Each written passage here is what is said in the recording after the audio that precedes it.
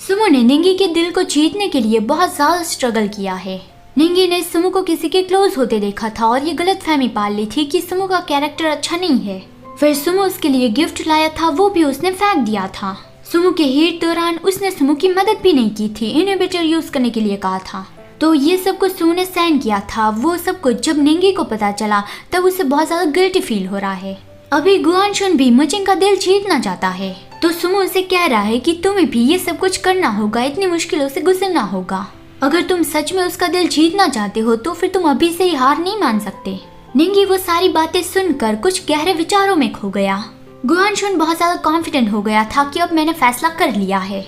जब तक मुचिंग को मुझसे प्यार नहीं हो जाता तब तक मैं उसका पीछा करता रहूंगा। सुमो उसके लिए खुश था, उसे चेयर कर रहा था और निंगी ने कहा कि अभी वो एकदम ही इडियट लग रहा है। लेकिन यहाँ पे गुआनशुन इमेजिन करने लगा कि वो किस तरह से मुचिंग का दिल जीतेगा।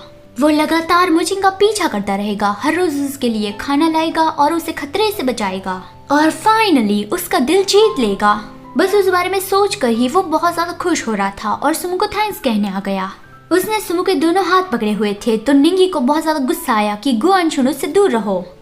फिर अगले सीन में निंगी शायद काम के दौरान भी सुमो से मिलने आया था, तो सुमो कार के बाहर ही खड़ा उससे बातें कर रहा था। उस वक्त जीजू सुमो से मिलने आया था और इस तरह से सुमो को निंगी के साथ बातें करते देखकर उसने सुमो की मैनेजर को वो बैग दे दिया कि इसे सुमो को दे देना और उसे मत बताना कि मैं आया था।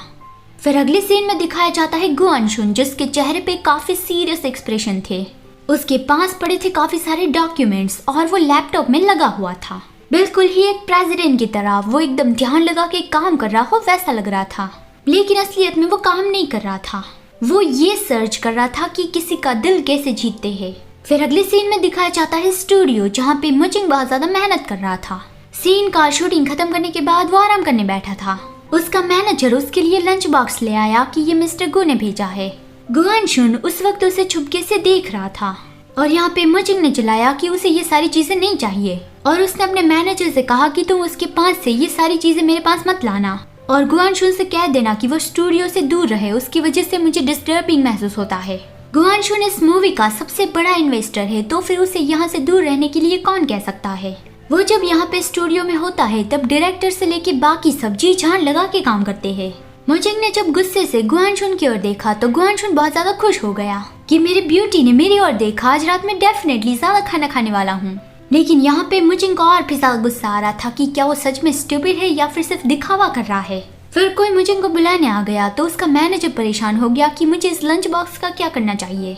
बेचारा उसका मैनेजर इन दोनों के बीच में पिस गया। गुआनशुन को बहुत ज्यादा गर्मी लग रही थी कि डायरेक्टर ने यही दिन क्यों चुना, आज कितनी ज्यादा गर्मी है, यहाँ पे कोई छांव वाली जगह भी नहीं है। क्या मेरी ब्यूटी को धूप से बचाने के लिए मुझे एक्स्ट्रा पैसे चुकाने होंगे। वो फोन कॉल लगाने वाला था कि यहाँ पे छाते सब कुछ लाया जाए, तभी उसने मुचिंग को देखा जो कड़ी धूप में मेहनत कर रहा था कि उसे ये सीन दोबारा शूट करवाना है। गुआनशुन उसे हर रोज देखता है कि मुचिंग हर रोज इतनी कड़ी धूप में बहुत ज्यादा मेहनत करता है।